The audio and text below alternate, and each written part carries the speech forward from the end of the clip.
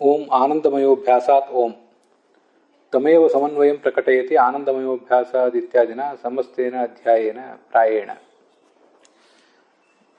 ತತ್ವ ಸಮನ್ವಯಾತ್ ಅನ್ನೋ ಸೂತ್ರದಲ್ಲಿ ಏನು ಸಮನ್ವಯ ಹೇಳಿದ್ದಾರೆ ಅದನ್ನು ಈ ಅಧ್ಯಾಯದಲ್ಲಿ ಹೆಚ್ಚು ಕಡಿಮೆ ಅದೇ ವಿಷಯವನ್ನೇ ಪ್ರತಿಪಾದನೆ ಮಾಡ್ತಾರೆ. ಭಗವಂತನಲ್ಲಿ ವಿಭಿನ್ನವಾದ ಶಬ್ದಗಳ ಸಮನ್ವಯ ಮಾಡ್ತಾರೆ. ಅದಕ್ಕೆ ಸಂಬಂಧಪಟ್ಟಂತೆ ನಾವು ತತ್ವಪ್ರಕಾಶಿಕ ನೋಡ್ತಾ ಇದ್ದೀವಿ. ಅನ್ಯತ್ರೈವ ಪ್ರಸಿದ್ಧವಾದದ್ದು, ಉಭಯತ್ರ ಪ್ರಸಿದ್ಧವಾದದ್ದು, ಅನ್ಯತ್ರ ಪ್ರಸಿದ್ಧವಾದದ್ದು, ತತ್ರ ಪ್ರಸಿದ್ಧವಾದದ್ದು ಅಂತ ಹೀಗೆ ಶಬ್ದಗಳು 4 ಥರ ಇವೆ ಅಂತ ಬಂದಿದೆ. ಅದನ್ನ ಈ ಹಿಂದೆ ನಾವು ನೋಡಿದ್ದೀವಿ. ಈ ಅನ್ಯತ್ರೈವ ಪ್ರಸಿದ್ಧ ಮತ್ತು ಅನ್ಯತ್ರ ಪ್ರಸಿದ್ಧ, ಉಭಯತ್ರ ಪ್ರಸಿದ್ಧ ಇದೆಲ್ಲದಕ್ಕೂ ಕೂಡ ನಾವು ವ್ಯತ್ಯಾಸ ತೋರಿಸ್ಬೇಕಾಗ್ತದೆ. ಇಲ್ಲಿ ಹೋದರೆ ಆ ಥರ 4 ಥರದ ವರ್ಗೀಕರಣ ಮಾಡಿದ್ದು ಸಮರ್ಥನೆ ಆಗೋದಿಲ್ಲ. ಅದು ಬೇರೆ ಬೇರೆ ಟಿಪ್ಪಣಿಗಳಲ್ಲಿ ಬಂದಿದೆ. ವ್ಯಾಸತೀರ್ಥರು ತಮ್ಮ ಚಂದ್ರಿಕಾದಲ್ಲಿ ಅಥವಾ ತಾತ್ಪರ್ಯ ಚಂದ್ರಿಕಾದಲ್ಲೂ ಹೇಳಿದ್ದಾರೆ. ಇಲ್ಲಿ ತತ್ವಪ್ರಕಾಶಿಕಾದ ಟಿಪ್ಪಣಿಯಾದಂಥ ಈ ಅಭಿನವ ಚಂದ್ರಿಕಾ ಅಲ್ಲಿ ಕೂಡ ವಿಷಯ ಬಂದಿದೆ. ಅಲ್ಲಿ ಬೇರೆ ಬೇರೆ ಕಡೆ ಬಂದದ್ದನ್ನ ಈ ಒಂದು ಬಾರಿ ನಾವು ನೋಡಬೇಕು.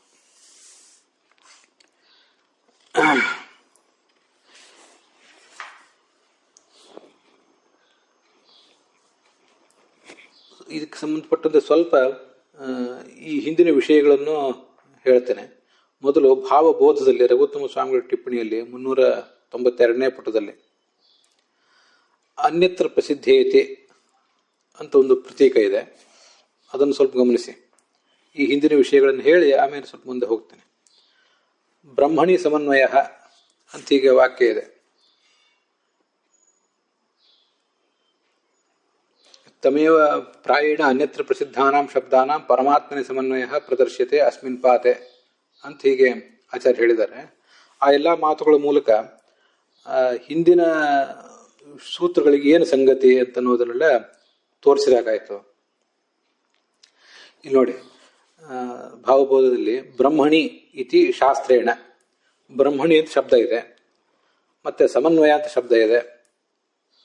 ಲೋಕತಃ ಅನ್ಯತ್ರ ಪ್ರಸಿದ್ಧ ನಾಮ್ನಃ ಅಂತ ಹೀಗೆ ಕೆಲವು ಅಲ್ಲಲ್ಲಿ ಶಬ್ದಗಳಿವೆ.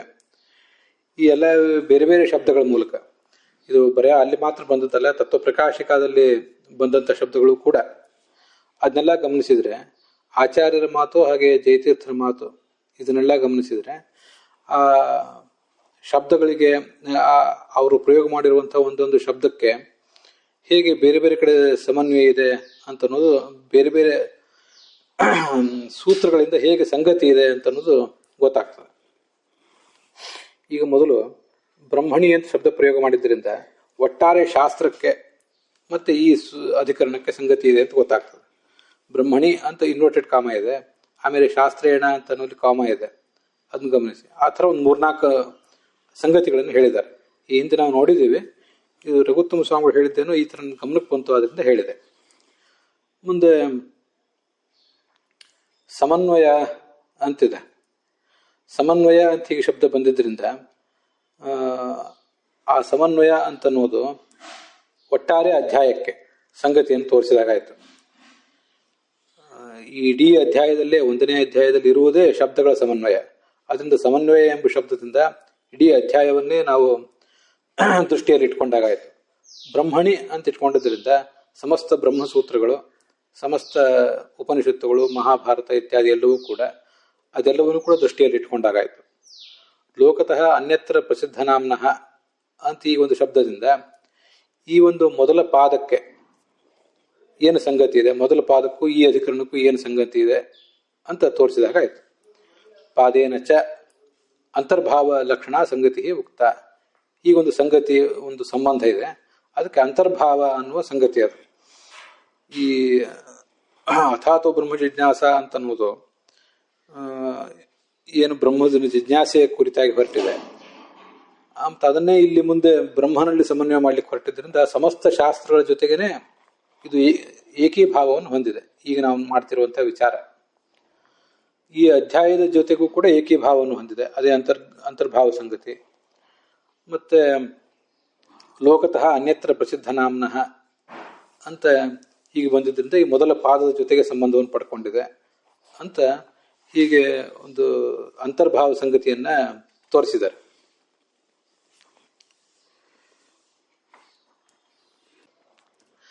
ಭಾವಬೋಧ ಟಿಪ್ಪಣಿಯಲ್ಲಿ ರಘುತ್ತಮ ಸ್ವಾಮಿಗಳು ಮಾಡಿದ್ರಲ್ಲಿ ನಾವೀಗೇನು ಕೆಲವು ಸಂಗತಿಗಳನ್ನು ಗಮನಿಸಿದ್ವಲ್ಲ, ಅವು ಆ ಶಬ್ದಗಳು ಮೂಲದಲ್ಲಿ ಎಲ್ಲಿವೆ ಅಂತ ನಾನು ಸ್ವಲ್ಪ ಜಿಜ್ಞಾಸೆ ಮಾಡಿ ಇದನ್ನು ಹೇಳ್ತಾ ಇದ್ದೇನೆ. ಬ್ರಹ್ಮಣಿ ಅಂತ ಇನ್ವರ್ಟೆಡ್ ಕಾಮ ಇದೆ. ಬ್ರಹ್ಮಣಿ ಅಂತ ತತ್ವಪ್ರಕಾಶಿಕಾದಲ್ಲಿ ಅಥವಾ ಬ್ರಹ್ಮಸೂತ್ರ ಭಾಷ್ಯದಲ್ಲಿ ಎಲ್ಲಿದೆ, ಹಾಗೆ ಸಮನ್ವಯ ಅನ್ನೋ ಶಬ್ದ ಎಲ್ಲಿದೆ, ಲೋಕತಃ ಅನ್ಯತ್ರ ಪ್ರಸಿದ್ಧ ನಾಮ್ನಃ ಅಂತ ಎಲ್ಲಿದೆ ಅಂತೀಗೆಲ್ಲ ಸ್ವಲ್ಪ ವಿಚಾರ ಮಾಡಿದೆ. ಅಲ್ಲಿ ಕೆಲವು ಕಡೆ ಮುದ್ರಣ ದೋಷನೂ ಇರ್ತದೆ. ಲೋಕತಃ ಅನ್ಯತ್ರ ಪ್ರಸಿದ್ಧ ನಾಮ್ ಅಂತ ಆಗಬೇಕೋ ಏನೋ, ನಾಮ್ ಅಂದ್ರೆ ಹೆಸರುಗಳ ಅಂತ ಹೀಗಾಗಬೇಕೇನೋ ಅಂತ ನಮಗೊಂದು ಸಂಶಯ ಇದೆ. ಅಂತೂ ಆ ಇನ್ವರ್ಟೆಡ್ ಕಾಮದಲ್ಲಿರುವಂತಹ ಶಬ್ದಗಳು ಅವು ಎಲ್ಲಿವೆ ಅಂತ ನಾನು ಹೀಗೆ ಹುಡುಕ್ತಾ ಹೋದಾಗ ಸ್ವಲ್ಪ ಗೊಂದಲ ಆಯಿತು. ಆದರೂ ಕೂಡ ಮೂಲ ಭಾಷ್ಯದಲ್ಲಿ, ಆಚಾರ್ಯರ ಭಾಷ್ಯದಲ್ಲಿ ಏನು ಶಬ್ದಗಳಿವೆ ಅದನ್ನ ಅಲ್ಲಿರುವ ಶಬ್ದಗಳನ್ನೇ ನೇರವಾಗಿ ರಘುತ್ತಮ ಸ್ವಾಮಿಗಳು ಹೇಳಲಿಲ್ಲ. ಆ ಶಬ್ದಗಳನ್ನು ಸ್ವಲ್ಪ ಮಾರ್ಪಾಡು ಮಾಡ್ಕೊಂಡು ಹೇಳಿದ್ದಾರೆ ಅಂತ ಈಗ ಅನಿಸ್ತು ನನಗೆ. ನೋಡಿ, ಬ್ರಹ್ಮಣಿ ಇತಿ ಶಾಸ್ತ್ರೇಣ ಅಂತಿದೆಯಲ್ಲ, ಬ್ರಹ್ಮಣಿ ಅಂದ್ರೆ ಪರಮಾತ್ಮನೇ ಅಂತಿದೆ. ಪರಮಾತ್ಮ ಅಂದ್ರು ಬ್ರಹ್ಮ ಅಂದ್ರು ಒಂದೇ ಅರ್ಥ. ಮುಂದೆ ಸಮನ್ವಯ ಅನ್ನೋ ಶಬ್ದ ಅಂತೂ ಇದ್ದೇ ಇದೆ, ಸಮನ್ವಯ ಅಂತ ಆ ಶಬ್ದ ಇದ್ದೇ ಇದೆ. ಮುಂದೆ ಲೋಕತಃ ಅನ್ಯತ್ರ ಪ್ರಸಿದ್ಧ ನಾಮ್ನಃ ಅಂತಿದೆಯಲ್ಲ, ಇತಿ ಪಾದೇನ ಅಂತಿದೆ. ಆ ನಾಮನಃ ಅಂತ ಮುದ್ರಣ ದೋಷ ಇದ್ದಿರಬೇಕು ಅಂತ ಕಾಣಿಸ್ತದೆ. ನಾಮ್ ಅಂತ ಇದ್ದಿರಬಹುದು, ರಘುತ್ತಮ ಸ್ವಾಮಿಗಳು ಹಾಗೆ ಬರೆದಿರಬಹುದು. ಅದು ಪ್ರಾಯಣ ಅನ್ಯತ್ರ ಪ್ರಸಿದ್ಧಾನಾಂ ಶಬ್ದಾನಾಂ ಅಂತ ಮೂಲ ಭಾಷ್ಯದಲ್ಲಿದೆ. ಈಗ ಸ್ವಲ್ಪ ಅವರು ಅದನ್ನು ಬದಲು ಮಾಡಿಕೊಂಡಿದ್ದಾರೆ ಅಂತ ಹೀಗೆ ಕಾಣಿಸ್ತದೆ. ಮುಂದೆ ಸಂಗತಿ ಹೇಗೆ ಅಂತ ತಿಳ್ಕೊಳ್ಳಿಕ್ಕೆ ಇದೊಂದು ಆ ಭಾವಬೋಧಕಾರರು ಹೇಳಿದಂಥ ಒಂದು ವಿಷಯ ನಮಗೆ ಉಪಯುಕ್ತ ಆಗ್ತದೆ. ಅದಕ್ಕಾಗಿ ಇದನ್ನು ಹೇಳಿದೆ. ಸರಿ. ಇನ್ನು ಮುಂದೆ ಏನು 4 ಥರದ ವರ್ಗೀಕರಣ ಮಾಡಿದ್ವಲ್ಲ, ಅದಕ್ಕೆ ಸ್ಪಷ್ಟೀಕರಣ ಸ್ವಲ್ಪ ನಾವು ತಗೊಳ್ಬೇಕು. ಇಲ್ಲದೆ ಹೋದರೆ ಈ ಥರ ಯಾಕೆ ವರ್ಗೀಕರಣ ಮಾಡಿದರು ಅಂತ ನಮಗೆ ಗೊಂದಲ ಆಗ್ತದೆ. ಅದನ್ನ ಈಗ ಸ್ವಲ್ಪ ಮಟ್ಟಿಗೆ ನೋಡೋಣ. ತತ್ವಪ್ರಕಾಶಿಕಾದಲ್ಲಿ ಶಬ್ದಾಸ್ತಾವ ಚತುರ್ವಿಧಾ ಅನ್ಯತ್ರೈವ ಪ್ರಸಿದ್ಧಾ ಉಭಯತ್ರ ಪ್ರಸಿದ್ಧಾ ಅನ್ಯತ್ರ ಪ್ರಸಿದ್ಧಾ ತತ್ರ ಪ್ರಸಿದ್ಧಾ ಅಂತ ಹೀಗೆಲ್ಲ ಇದೆಯಲ್ಲ, ಅಲ್ಲಿ ಶಬ್ದಾಹ ಅಂತಿದೆಯಲ್ಲ, ಶಬ್ದಾಹ ಅನ್ನೋದಕ್ಕೆ ರಾಘವೇಂದ್ರ ಸ್ವಾಮಿಗಳು ವೈದಿಕಾಹ ಇತಿ ಯೋಜ್ಯಂ, ಶಬ್ದಾಹ ಅನ್ನೋ ಶಬ್ದದಿಂದ ನಾವು ಈ ವೈದಿಕ ಶಬ್ದಗಳು ಅಂತ ತಿಳ್ಕೊಳ್ಬೇಕು ಅಂತ ಬರೆದಿದ್ದಾರೆ. ತಥೈವ ಸುಧೋಕ್ತೇಹೆ, ಸುಧಾದಲ್ಲಿ ಹಾಗೆ ಬಂದಿದೆ ಅಂತ. ವೈದಿಕಾಹ ಅಂತಂದ್ರೆ ಇಲ್ಲಿ ಅದಕ್ಕೆ ವ್ಯಾಪಕವಾದ ಅರ್ಥ ಇದ್ದಿರಬೇಕು. ರಾಘವೇಂದ್ರ ಸ್ವಾಮಿಗಳ ಅರ್ಥದಲ್ಲಿ ವೈದಿಕ ಶಬ್ದಗಳು ಮತ್ತೆ ಪುರಾಣದಲ್ಲಿ ಬಂದಿರುವಂಥ ಶಬ್ದಗಳು ಅವೆಲ್ಲವನ್ನೂ ಕೂಡ ಅಂತಾನೆ ಅರ್ಥ. ಆದರೂ ವೈದಿಕಾಹ ಅಂತಲೇ ಶಬ್ದ ಯಾಕೆ ಪ್ರಯೋಗ ಮಾಡಿದ್ದಾರೆ ಅಂದರೆ, ಪುರಾಣದಲ್ಲಿ ಬಂದಿರುವಂಥ ಶಬ್ದಗಳ ಬಗ್ಗೆ ಹೆಚ್ಚು ಜಿಜ್ಞಾಸೆ ಮಾಡಿರೋದಿಲ್ಲ. ಇನ್ನು ಗಮನಿಸ್ಬೇಕು. ವೇದಗಳು ಮತ್ತೆ ಉಪನಿಷತ್ತುಗಳೇನಿವೆ ಅವುಗಳನ್ನೇ ಈ ಹಿಂದಿನ ಎಲ್ಲ 21 ಭಾಷ್ಯಕಾರರು ಕೂಡ ಅಧ್ಯಯನ ಮಾಡಿ ಅದರಲ್ಲಿ ಏನು ಗೊಂದಲಗಳು ಬಂದಿವೆ, ಅದಕ್ಕೆ ಉತ್ತರ ರೂಪವಾಗಿ ಬ್ರಹ್ಮಸೂತ್ರ ಹೇಗೆ ಹೊರಟಿದೆ ಅಂತ ಅನ್ನೋದು ನೋಡ್ಲಿಕ್ಕೆ ಹೊರಟಿದ್ದಾರೆ. ಅದರಲ್ಲಿ ಕೆಲವರಂತೂ ಕೇವಲ ದಶೋಪನಿಷತ್ತುಗಳಿಗೇ ಬ್ರಹ್ಮಸೂತ್ರವನ್ನು ಸೀಮಿತ ಮಾಡಿಬಿಟ್ಟಿದ್ದಾರೆ. ಕೇವಲ ದಶೋಪನಿಷತ್ತಲ್ಲ, ಸಮಸ್ತ ವೇದಗಳು ಅವೆಲ್ಲವನ್ನು ಅಲ್ಲೆಲ್ಲ ಕಡೆ ಕೂಡ ಬಂದಿರುವಂತಹ ಗೊಂದಲಗಳನ್ನು ಬಗೆಹರಿಸಲಿಕ್ಕೆ ಬ್ರಹ್ಮಸೂತ್ರ ಇದೆ. ಅಷ್ಟು ಮಾತ್ರ ಅಲ್ಲ, ಮಹಾಭಾರತ, ಭಾಗವತ ಇತ್ಯಾದಿ ಕಡೆಗಳಲ್ಲಿಯೂ ಕೂಡ ಬಂದಿರುವ ಸಂಶಯಗಳಿಗೆ ಉತ್ತರ ರೂಪವಾಗಿ ಬ್ರಹ್ಮಸೂತ್ರ ಇದೆ ಅಂತನ್ನೋದೇ ಆಚಾರ್ಯರ ತಾತ್ಪರ್ಯ. ಪುರಾಣಗಳು ಮತ್ತು ಇತಿಹಾಸಗಳು ಹಾಗೆ ವೇದಗಳು ಇವೆಲ್ಲದಕ್ಕೂ ಕೂಡ ಏಕಸೂತ್ರತೆಯನ್ನು ಆಚಾರ್ಯರು ವರ್ಣನೆ ಮಾಡಿದ್ದಾರೆ. ಸರ್ವೇಷು ವೇದೇಶು ತಥೇತಿಹಾಸೇಶು ಅಂತ ಹಿಂದೆ ನಾವು ನೋಡಿದ್ದೇವೆ. ಎಲ್ಲ ವೇದಗಳಲ್ಲಿಯೂ ಇತಿಹಾಸಗಳಲ್ಲಿಯೂ ಒಂದೇ ರೀತಿಯಾದ ಪ್ರತಿಪಾದನೆ ಇದೆ ಅಂತ. ಅಂದ್ರೆ ವೈದಿಕಾಹ ಅಂತ ಹೇಳಲಿಕ್ಕೆ ಏನು ಕಾರಣ, ಇಲ್ಲಿ ಸಮನ್ವಯ ಮಾಡಿ ತೋರಿಸಿರುವುದು ಏನಿದೆ, ವೈದಿಕ ಶಬ್ದಗಳ ಸಮನ್ವಯ ಮಾಡಿ ತೋರಿಸಿದ್ದಾರೆ. ಅದಕ್ಕೆ ಪುರಾಣಗಳ ಬೆಂಬಲ ತಗೊಂಡಿದ್ದಾರೆ. ಅವೇ ವೈದಿಕ ಶಬ್ದಗಳೇ ಯಾವ ಋಗ್ವೇದ, ಯಜುರ್ವೇದ ಮತ್ತು ಈ ಉಪನಿಷತ್ತುಗಳಲ್ಲಿ ಶಬ್ದಗಳು ಬಂದಿವೆ, ಅವೇ ಪುರಾಣದಲ್ಲಿಯೂ ಕೂಡ ಬಂದಿರ್ತವೆ. ಅದರಿಂದ ವೈದಿಕಾಹ ಅಂದರೆ ಪುರಾಣದ ಶಬ್ದಗಳು ಅಂತನೂ ಅರ್ಥ. ಆದರೆ ಮುಖ್ಯವಾಗಿ ಅವರು ಮಾಡಿ ತೋರಿಸಿರುವುದು ವೈದಿಕ ಶಬ್ದಗಳು ಅನ್ನುವುದು ನಮಗೆ ಗೊತ್ತಿರಬೇಕು.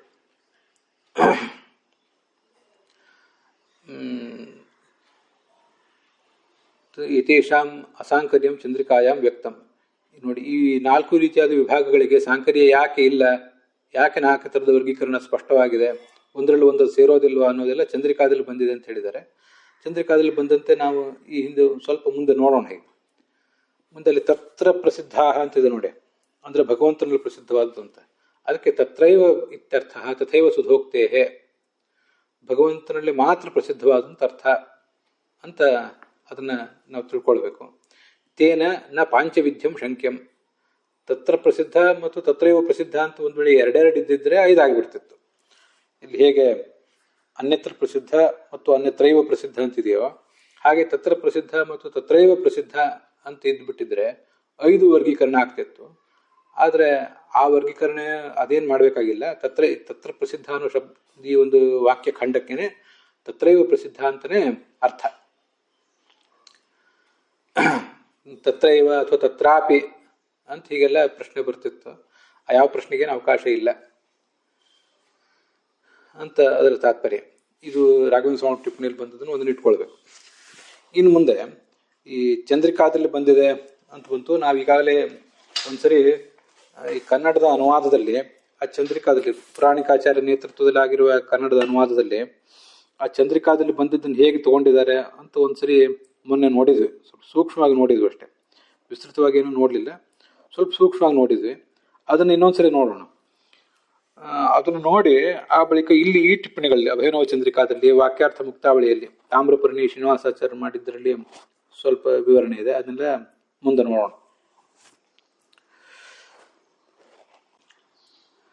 ಅನ್ಯತ್ರ ಪ್ರಸಿದ್ಧ ಶಬ್ದಗಳು ಅಂದ್ರೆ ಇದು ವ್ಯಾಸತೀರ್ಥರ ತಾತ್ಪರ್ಯ ಚಂದ್ರಿಕಾದಲ್ಲಿ ಬಂದಂತೆ. ಶ್ರುತಿ ಹಾಗೂ ಸಮಾಜದಲ್ಲಿ, ಸಮಾಜ ಅಂದ್ರೆ ಲೋಕ ಅಂತ ಅರ್ಥ. ಇಲ್ಲೆಲ್ಲ ಟಿಪ್ಪಣಿಗಳೆಲ್ಲ ಲೋಕ ಅಂತ ತಗೊಂಡಿರ್ತಾರೆ. ವೇದಗಳಲ್ಲಿ ಹಾಗೆ ಈ ಜಗತ್ತಿನಲ್ಲಿ, ನಾವು ಇರುವ ಜಗತ್ತಿನಲ್ಲಿ ಯಾವ ಶಬ್ದಗಳು ಇತರ ವ್ಯಕ್ತಿಗಳಲ್ಲಿ ಪ್ರಸಿದ್ಧ ಆಗಿವೆಯೋ ಅಂಥ ಶಬ್ದಗಳನ್ನು ಅನ್ಯತ್ರ ಪ್ರಸಿದ್ಧ ಅಂತ ಅನ್ಬಹುದು. ಅಥವಾ ಹೀಗೂ ಅದನ್ನು ವ್ಯಾಖ್ಯಾನ ಮಾಡಬಹುದು. ಕೆಲವು ಶಬ್ದಗಳಿಗೆ ಬ್ರಹ್ಮನಲ್ಲಿ ವಿಷ್ಣುವಿನಲ್ಲಿ ಪ್ರಸಿದ್ಧಿ ಇರೋದಿಲ್ಲ, ಇತರ ವಸ್ತುಗಳಲ್ಲಿ ಅದರ ಶಬ್ದ ಪ್ರಯೋಗ ಇರ್ತದೆ. ಹೀಗೆ ಬ್ರಹ್ಮನಲ್ಲಿ ಅಪ್ರಸಿದ್ಧಿ, ಹಾಗೆ ಇತರ ವಸ್ತುಗಳಲ್ಲಿ ಪ್ರಸಿದ್ಧಿ ಅಂತ 2 ಅಂಶಗಳು, ಇವೆರಡೂ ಅಂಶಗಳನ್ನು ಒಳಗೊಂಡಂಥ ಶಬ್ದಗಳು. ಇವೆರಡೂ ಅಂಶಗಳು ಕೂಡ ನಮಗೆ ವಿರೋಧಿ ಆಗ್ತವೆ. ಯಾಕೆ ವಿರೋಧಿ ಅಂದರೆ, ಬ್ರಹ್ಮನಲ್ಲಿ ಅದು ಪ್ರಸಿದ್ಧವೇ ಆಗಿಲ್ಲ, ಇತರ ವಸ್ತುವಿನಲ್ಲಿ ಪ್ರಸಿದ್ಧ ಆಗಿದೆ ಅಂದರೆ ಅದನ್ನು ಬ್ರಹ್ಮನಲ್ಲಿ ಸಮನ್ವಯ ಮಾಡೋದು ಹೇಗೆ ಅಂತ ಸಮಸ್ಯೆ ಬರ್ತದೆ. ಹೀಗೆ ವಿರೋಧಿಯಾದ 2 ಅಂಶಗಳನ್ನು ಒಳಗೊಂಡಂತಹ ಶಬ್ದಗಳನ್ನು ಅನ್ಯತ್ರ ಪ್ರಸಿದ್ಧ ಅಂತಾರೆ. ಉದಾಹರಣೆಗೆ ಗಾಯತ್ರಿ, ಆಕಾಶ ಮೊದಲಾದ ಶಬ್ದಗಳು ಅಂತ ಕನ್ನಡದ ಅನುವಾದದಲ್ಲಿ ಕೊಟ್ಟಿದ್ದಾರೆ. ಉಭಯತ್ರ ಪ್ರಸಿದ್ಧ ಶಬ್ದಗಳು ಅಂದರೆ ವಿಷ್ಣುವಿನಲ್ಲಿ ಪ್ರಸಿದ್ಧ ಆಗಿದ್ರೂ ಕೂಡ ಬೇರೆ ಕಡೆಯಲ್ಲೂ ಪ್ರಸಿದ್ಧ ಆಗಿರ್ತದೆ. ಅಂಥ ಸಂದರ್ಭದಲ್ಲಿ ಅವು ಭಗವಂತನನ್ನೇ ಮುಖ್ಯವಾಗಿ ಹೇಳ್ತವೆ ಅಂತ ಹೇಳೋ ಪ್ರಸಂಗ ಬಂದಾಗ ಬೇರೆ ಕಡೆ ಇರುವ ಪ್ರಸಿದ್ಧಿಯನ್ನ ನಿರಾಕರಣೆ ಮಾಡಬೇಕಾಗ್ತದೆ. ನಾವು ಬೇರೆಯವರು ನಾವು ಹೇಳ್ತೇವೆ ಇಲ್ಲ ಅಂತಲ್ಲ, ಆದ್ರೆ ಮುಖ್ಯವಾಗಿ ಭಗವಂತನನ್ನೇ ಹೇಳ್ತೇವೆ ಅಂತ ತೋರಿಸ್ಬೇಕಾಗ್ತದೆ. ವಿಷ್ಣುವಿನಲ್ಲಿ ಆ ಶಬ್ದ ಪ್ರಸಿದ್ಧವೇ ಆಗಿರೋದ್ರಿಂದ ಅದನ್ನು ಸಮನ್ವಯ ಮಾಡಿ ತೋರಿಸುವ ಅಗತ್ಯ ಇರೋದಿಲ್ಲ. ಉದಾಹರಣೆಗೆ ಇಂದ್ರ, ಅಗ್ನಿ ಮೊದಲಾದ ಶಬ್ದಗಳು. ಇಂದ್ರ, ಅಗ್ನಿ ಮೊದಲಾದ ಶಬ್ದಗಳನ್ನ ಭಗವಂತನಲ್ಲಿಯೂ ನಾವು ಕೇಳ್ತೇವೆ, ಹಾಗೆ ಆಯಾ ದೇವತೆಗಳಲ್ಲೂ ಕೂಡ ಕೇಳ್ತೇವೆ. ಆದ್ರಿಂದ ಇದನ್ನು ಉಭಯತ್ರ ಪ್ರಸಿದ್ಧ ಅಂತ ಹೇಳ್ತಾರೆ. ಇದೇ ಸಂದರ್ಭದಲ್ಲಿ ನಾನು ಒಂದು ವಿಷಯ ಹೇಳಬೇಕು. ಇದು ನಾವೀಗ ನೋಡ್ತಿರೋ ಅನುವಾದ ನಮ್ಮ ಗುರುಗಳು ಪುರಾಣಿಕಾಚಾರ್ಯ ನೇತೃತ್ವದಲ್ಲಿ ಆಗಿದ್ದ. ಮತ್ತೊಬ್ರು ನಮ್ಮ ಗುರುಗಳು ಹರಿದಾಸ ಭಟ್ಟಾಚಾರ್ಯರು ಏನು ಬ್ರಹ್ಮಸೂತ್ರ ಭಾಷ್ಯವನ್ನು ಕನ್ನಡದಲ್ಲಿ ಅನುವಾದಿಸಿದ್ದಾರೆ. ಸ್ವಲ್ಪ ಅದರಲ್ಲಿ ದೃಷ್ಟಾಂತಗಳು ಬೇರೆನೇ ಇವೆ. ಅದು ಹರಿದಾಸ ಭಟ್ಟಾಚಾರ್ಯ ಮಾಡಿದ್ದು ಮೂಲ ಬ್ರಹ್ಮಸೂತ್ರ ಭಾಷ್ಯದ ಅನುವಾದ, ತತ್ವಪ್ರಕಾಶಿಕಾದ ಅನುವಾದ ಅಲ್ಲ. ಅದು ಈ ತತ್ವಪ್ರಕಾಶಿಕಾದ ಸಂಗತಿಗಳು ಅಥವಾ ಟಿಪ್ಪಣಿಯಲ್ಲಿರುವ ಸಂಗತಿಗಳು ಎಷ್ಟು ಬೇಕೋ ಅಷ್ಟು ಮಾತ್ರ ಅವ್ರು ತಗೊಂಡಿರ್ತಾರೆ.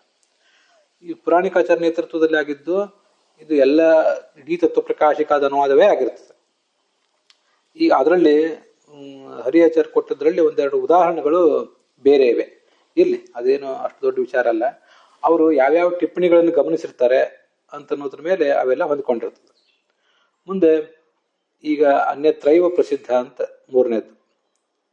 ಅನ್ಯತ್ರೈವ ಪ್ರಸಿದ್ಧ ಅಂದ್ರೆ ಆ ಶಬ್ದಗಳಿಗೆ ಬ್ರಹ್ಮನಲ್ಲಿ ಪ್ರಸಿದ್ಧಿ ಇರೋದೇ ಇಲ್ಲ, ಇತರ ವಸ್ತುವಿನಲ್ಲಿ ಪ್ರಸಿದ್ಧಿ ಇರ್ತದೆ. ಇದಲ್ಲದೆ ಬ್ರಹ್ಮನಲ್ಲಿ ಸಮನ್ವಯ ಮಾಡ್ಲಿಕ್ಕೆ ಅದು ಸಾಧ್ಯವೇ ಇಲ್ಲ ಅನ್ನುವ ಪರಿಸ್ಥಿತಿ ಇರ್ತದೆ. ಹೇಗೆ ಬ್ರಹ್ಮನಲ್ಲಿ ಆ ಶಬ್ದಗಳನ್ನು ಸಮನ್ವಯ ಮಾಡಿ ತೋರಿಸ್ತೀರಿ ಅಂತ. ಕೆಲವು ಈ ಹಿಂದಿನ ಶಬ್ದಗಳನ್ನ ಬ್ರಹ್ಮನಲ್ಲಿ ಸಮನ್ವಯ ಮಾಡಿ ಏನಾದ್ರು ತೋರಿಸಬಹುದು. ಅಲ್ಲಿ ಬಂತು ನೋಡಿ, ಗಾಯತ್ರಿ, ಆಕಾಶ ಮೊದಲಾದ ಶಬ್ದಗಳು, ಅದು ಅನ್ಯತ್ರ ಪ್ರಸಿದ್ಧವಾದ ಶಬ್ದಗಳು ಅಂತ. ಗಾಯತ್ರಿ, ಆಕಾಶ ಮೊದಲಾದ ಶಬ್ದಗಳು ಬ್ರಹ್ಮನಲ್ಲಿ ಪ್ರಸಿದ್ಧಿಯನ್ನು ಹೊಂದಿಲ್ಲ, ಇತರ ವಸ್ತುಗಳಲ್ಲಿ ಪ್ರಸಿದ್ಧಿ ಹೊಂದಿದೆ. ಆದರೆ ಚರ್ಚೆ ಮಾಡ್ತಾ ಕೂತಾಗ, ಮನನ ಮಾಡ್ತಾ ಕೂತಾಗ, ಗಾಯತ್ರಿ ಎಂಬ ಶಬ್ದದಿಂದ ಭಗವಂತ ಹೇಗೆ ಪ್ರತಿಪಾದ್ಯ, ಆಕಾಶ ಎಂಬ ಶಬ್ದದಿಂದ ಹೇಗೆ ಪ್ರತಿಪಾದ್ಯ ಅಂತ ತಿಳ್ಕೊಳ್ಳೋದೇನು ಕಷ್ಟ ಅಲ್ಲ.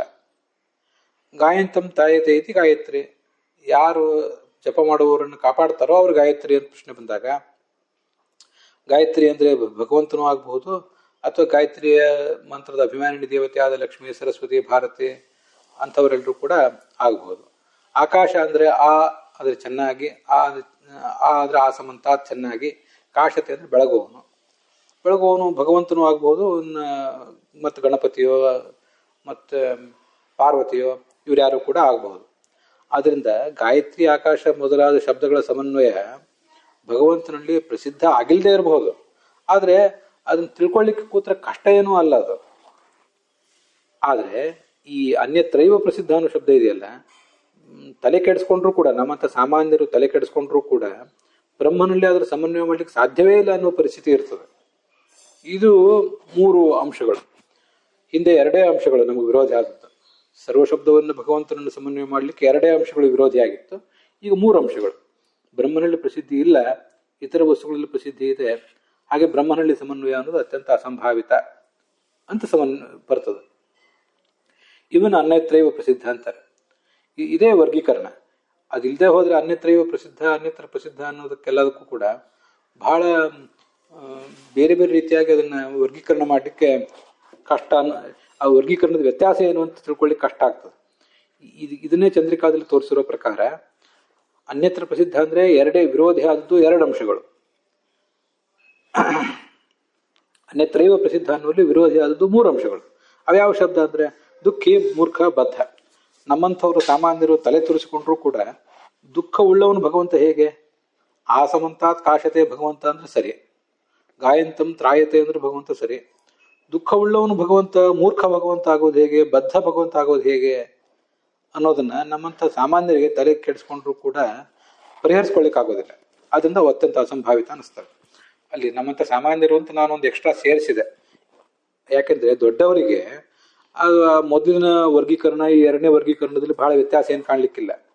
ಗಾಯತ್ರಿ, ಆಕಾಶ ಈ ಶಬ್ದಗಳನ್ನು ಎಷ್ಟು ಸುಲಲಿತವಾಗಿ ಅವರು ಭಗವಂತನಲ್ಲಿ ಕಾಣಬಲ್ಲರೋ, ಹಾಗೆ ದುಃಖಿ, ಬದ್ಧ, ಮೂರ್ಖ ಆ ಶಬ್ದಗಳನ್ನು ಅವರು ಭಗವಂತನಲ್ಲಿ ಸಮನ್ವಯ ಮಾಡಿ ತೋರಿಸಿ ಬಿಡ್ಬೋದು. ಇನ್ನೊಬ್ರಿಗೆ ತೋರಿಸೋದಾಯ್ತು, ತಮ್ಮ ಮನವರಿಕೆಗಾದ್ರೂ ಅವ್ರು ತಾವು ಮಾಡ್ಕೋಬಹುದು. ಆದ್ರಿಂದ ಜನಸಾಮಾನ್ಯರಿಗೆ ಅಂತ ಹೇಳಿದ್ದು, ನಮ್ಮಂಥವ್ರಿಗೆ ಅಂತ ಹೇಳಿದ್ದು, ಸ್ವಲ್ಪ ಸಂಸ್ಕೃತದ ಪಾಂಡಿತ್ಯ ಇದ್ರೆ ಗಾಯತ್ರಿ, ಆಕಾಶ ಇದನ್ನು ಭಗವಂತನ ಸಮನ್ವಯ ಮಾಡಿ ತೋರಿಸ್ಬೋದು, ಸಂಸ್ಕೃತದ ಪ್ರಾಥಮಿಕ ಅಧ್ಯಯನ ಮಾಡಿದವರು ಕೂಡ. ಆದ್ರೆ ಶಾಸ್ತ್ರದ ಸಂಪರ್ಕ ಇಲ್ಲದೆ ಹೋದ್ರೆ ದುಃಖಿ ಅಂದ್ರೆ ದುಃಖದ ಸ್ವಾಮಿ, ದುಃಖವನ್ನು ನಮಗೆ ಕೊಟ್ಟವನು, ಯಾಕಂದ್ರೆ ನಮಗೆ ಅರ್ಥ ಗೊತ್ತಿರೋದು ದುಃಖದಿಂದ ನರಳಾಡ್ತಾ ಇರುವವನು, ಮೂರ್ಖತನದಿಂದ ಕುಖ್ಯಾತಿಗೆ ಒಳಗಾದವನು ಅನ್ನೋ ಅರ್ಥವೇ ನಮ್ಗೆ ಗೊತ್ತಿರೋದು.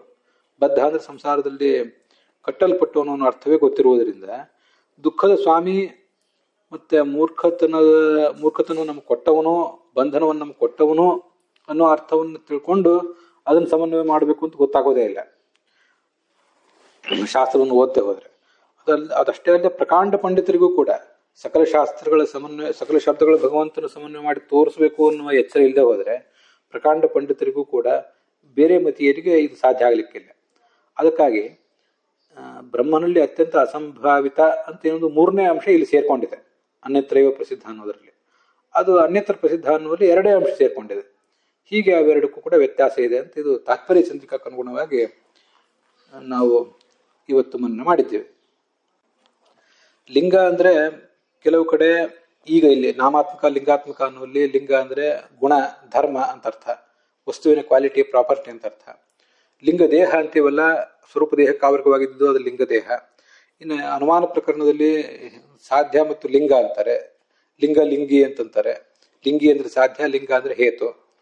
ಹೀಗೆ ಲಿಂಗ ಅನ್ನೋ ಶಬ್ದಕ್ಕೆ ಪ್ರಾಪರ್ಟಿ, ಲಿಂಗ ದೇಹ ಮತ್ತು ಹೇತು ಅಥವಾ ಅನುಮಾನ ಅಂತ 3 ಅರ್ಥಗಳು ಬರ್ತವೆ. ಸ್ಥೂಲ ಅರ್ಥಗಳಿವು, 3 ಅರ್ಥಗಳು ಪ್ರತ್ಯೇಕ ಅಂತ ನಮ್ಗೆ ಅನಿಸ್ತದೆ. ಆದರೆ ಈ ಪ್ರಾಪರ್ಟಿ ಅಥವಾ ಕ್ವಾಲಿಟಿ ಏನಿದೆ ಅದಕ್ಕೂ ಅದು ಹೇತುವಾಗಿರುವುದಕ್ಕೂ ಒಂದು ನಿಕಟ ಸಂಬಂಧನೂ ಇದೆ. ಯಾವ ಕ್ವಾಲಿಟಿ ಅಥವಾ ಯಾವ ಪ್ರಾಪರ್ಟಿ ಒಂದು ವಸ್ತುವಿನ ಪ್ರಾಪರ್ಟಿ ಆಗಿರ್ತದೋ ಆ ಪ್ರಾಪರ್ಟಿಯನ್ನ ಹೇತುವನ್ನಾಗಿ ಮಾಡಿಕೊಂಡು ಆ ವಸ್ತುವನ್ನ ಇತರ ವಸ್ತುಗಳಿಗಿಂತ ನಾವು ಭಿನ್ನವಾಗಿ ಕಾಣ್ತಿರ್ತೇವೆ. ಆದ್ರಿಂದ ಲಿಂಗ ಅಂದ್ರೆ ಒಟ್ಟಾರೆ ಪ್ರಾಪರ್ಟಿ ಅಂತನೂ ಅರ್ಥ, ಹಾಗೆ ಭೇದಜನಕ ಅಂತನೂ ಅರ್ಥ. ಭೇದವನ್ನು ತಿಳಿಸ್ಲಿಕ್ಕೆ ಇರುವಂತಹ ಒಂದು ಹೇತು ಅಂತನೂ ಅರ್ಥ ಆಗ್ತದೆ. ಲಿಂಗ ಅನ್ನೋ ಶಬ್ದಕ್ಕೆ ಮೂಲಭೂತವಾಗಿ ಲಿಂಗ್ಯತೆ ಅನೇನ ಇತಿ ಲಿಂಗಂ ಅಂತ ಇರೋದು. ಲಿಂಗ್ಯತೆ ಲಿಗಿಗತವು ಅಂತ ಸ್ಪಷ್ಟವಾಗಿ ನಾವು ಯಾವುದನ್ನ ತಿಳಿತೀವೋ, ಯಾವುದರ ಆಧಾರದಿಂದ ಒಂದು ವಸ್ತುವನ್ನು ಸ್ಪಷ್ಟವಾಗಿ ತಿಳಿತೀವೋ ಅದನ್ನ ಲಿಂಗ ಅಂತ ಅನ್ಬೇಕು. ಅನೇನ ಅಂದ್ರೆ ಈ ಗುಣಧರ್ಮದ ಆಧಾರದಿಂದ, ಆ ಗುಣಧರ್ಮ ಅನ್ನುವ ಹೇತುವಿನ ಆಧಾರದಿಂದ ಅಂತ ಅರ್ಥ.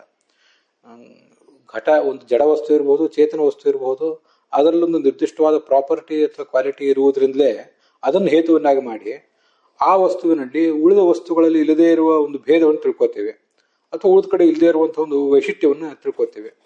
ಪರ್ವತಃ ಮನ್ಯಮಾನ್ ಧೂಮ ಅನ್ನುವಲ್ಲಿ ಧೂಮವು ಕೂಡ ಒಂದು ಲಿಂಗವೇ. ಧೂಮ ಅನ್ನೋದು ಇಂಥ ಕೆಲವು ಕಡೆ ಮಾತ್ರ ಇರ್ತದೆ, ಅದು ಎಲ್ಲ ಕಡೆ ಇರೋದಿಲ್ಲ. ಆದ್ರಿಂದ ಅದೊಂದು ಪರ್ವತ, ಮಹಾನಸ, ಮತ್ತೆ ಪರ್ವತ, ಪಾಕಶಾಲೆ ಮತ್ತು ಯಜ್ಞಶಾಲೆ ಇವುಗಳೆಲ್ಲದರ ಒಂದು ಪ್ರಾಪರ್ಟಿ. ಅದು ಪ್ರಾಪರ್ಟಿ ಆಗಿರುವುದರಿಂದಲೇ ವನ್ಹಿಯನ್ನು ತಿಳ್ಕೊಳ್ಳಿಕ್ಕೆ ಅದೊಂದು ಹೇತುವಾಗಿದೆ. ಮತ್ತೆ ಈ ಪರ್ವತ, ಪಾಕಶಾಲೆ, ಯಜ್ಞಶಾಲೆ ಇವೆಲ್ಲವೂ ಕೂಡ ಆ ಉಳಿದವುಗಳಿಗಿಂತ ಎಲ್ಲಿ ವನ್ಹಿ ಇರೋದಿಲ್ವೋ ಅಂಥ ವಸ್ತುಗಳಿಗಿಂತ ಭಿನ್ನವಾಗಿ ನಮಗೆ ಗಮನಕ್ಕೆ ಬರ್ತದೆ. ಅದರಿಂದ ಲಿಂಗ ಅಂದ್ರೆ ಹೀಗೆ ಮೂಲಭೂತವಾಗಿ ಸ್ಥೂಲ ಅರ್ಥಗಳಿದ್ರೂ ಕೂಡ ಆ ಲಿಂಗಕ್ಕೂ ಹೇತುವಿಗೂ ಒಂದು ಸಮಾನತೆಯೂ ಕೂಡ ಇದೆ. ಇದಷ್ಟೇ ಅಲ್ಲದೇನೆ ವಾದಿರಾಡಿ ಸ್ವಾಮಿಗಳು ಯುಕ್ತಿ ಮಲ್ಲಿಕಾದಲ್ಲಿ ಹೇಳುವಂತೆ ಲಿಂಗ ದೇಹ ಅಂತ ನಾವೇನಂತೀವಲ್ಲ, ಅದನ್ನಾದರೂ ಲಿಂಗ ದೇಹ ಅಂತ ಯಾಕಂತಾರೆ ಅಂದ್ರೆ, ನಮ್ಮ ಸ್ವರೂಪ ದೇಹ ಹೇಗಿರ್ತದಲ್ಲ ಆ ಸ್ವರೂಪ ದೇಹಕ್ಕೆ ಅನುಗುಣವಾಗಿಯೇ ಲಿಂಗ ದೇಹ ಇರ್ತದಂತೆ. ಸ್ವರೂಪ ದೇಹ ಅಲ್ಲೊಂದು ಉದಾಹರಣೆ ಹೇಳ್ತಾರೆ ವಾದಿರಾಡಿ ಸ್ವಾಮಿಗಳು, ಶಬ್ದ ನನಗೀಗ ನೆನಪಿಗೆ ಬರ್ತಿಲ್ಲ. ನಾವು ಯವನ ಸ್ತ್ರೀ ಒಬ್ಬಳು ಮೈ ಮೇಲೆ ಒಂದು ಬುರ್ಖ ಹಾಕೊಂಡಿರ್ತಾಳಲ್ಲ, ಅದನ್ನು ನೋಡಿದರೆ ಆ ಬುರ್ಖ ಅಂತ ಅನ್ನೋದು ಆ ದೇಹ ಹೇಗಿರ್ತದೋ ಹಾಗೇ ಇರ್ತದೆ. ದೇಹ ಎತ್ತರವಾಗಿದ್ದರೆ ಬುರ್ಖಾನು ಎತ್ತರವಾಗಿರ್ಬೇಕಾಗ್ತದೆ, ದೇಹ ಗಿಡ್ಡವಾಗಿದ್ರೆ ಬುರ್ಖಾನು ಗಿಡ್ಡವಾಗಿರ್ಬೇಕಾಗ್ತದೆ, ಸ್ಥೂಲವಾಗಿದ್ರೆ ಸ್ಥೂಲ, ಕೃಶವಾಗಿದ್ರೆ ಕೃಶ. ಹೀಗೆ ಅದನ್ನು ನೋಡಿ ಅದು ಮೈ ಮೇಲೆ ಆ ಬುರ್ಖ ಇರುವುದನ್ನು ನೋಡಿ ಒಳಗಿರುವುದು ಶರೀರ ಯಾವ ಥರದ್ದು ಅಂತ ನಾವು ತಿಳ್ಕೊಬಹುದು. ಒಂದ್ ವೇಳೆ ಯಾರಾದರೂ ಗಂಡಸರು ಬುರ್ಖ ಹಾಕೊಂಡು ಬಂದ್ಬಿಟ್ಟಿದ್ರು ಕೂಡ ಸೂಕ್ಷ್ಮವಾಗಿ ಗಮನಿಸಿದ್ರೆ ಇದು ಹೆಣ್ಣಲ್ಲ ಅಂತ ಅಂದಾಜು ಆಗಿಬಿಡಬಹುದು. ಅದರಿಂದ ಈ ಲಿಂಗ ದೇಹ ಅನ್ನುವುದು ಸ್ವರೂಪ ದೇಹಕ್ಕೆ ಆವರಕ. ಅದು ಹೇಗೆ ಅಂದ್ರೆ ಯವನ ಸ್ತ್ರೀ ಕಂಚುಕ ಅಂತ ಶಬ್ದ ಪ್ರಯೋಗ ಮಾಡಿದ್ದಾರೆ ಅಂತ ನೆನಪು. ಯುಕ್ತಿ ಮಲ್ಲಿಕಾದಲ್ಲಿ ನಾನು ಕೇಳಿದ್ರೆ ನಿಮ್ಗೆ ನೆನಪಿದ್ರೆ ಹೇಳ್ಬೋದು ಆಮೇಲೆ. ಹೀಗೆ ಆ ಲಿಂಗ ದೇಹವೂ ಕೂಡ ಒಳಗಿರುವ ಸ್ವರೂಪ ದೇಹಕ್ಕೆ ಸೂಚಕ, ಸ್ವರೂಪ ದೇಹದ ಅನುಮಾಪಕ ಆಗ್ತದೆ. ಅದರಿಂದ ಲಿಂಗ ದೇಹವನ್ನು ಇದೇ ದೃಷ್ಟಿಯಿಂದಲೇ ಲಿಂಗ ದೇಹ ಅಂತ ಅನ್ನೋದು. ಅಲ್ಲಿಗೆ ಇವತ್ತಿನ ಈ ಭಾಗ ಸಮಾಪ್ತ ಆಗಿದೆ.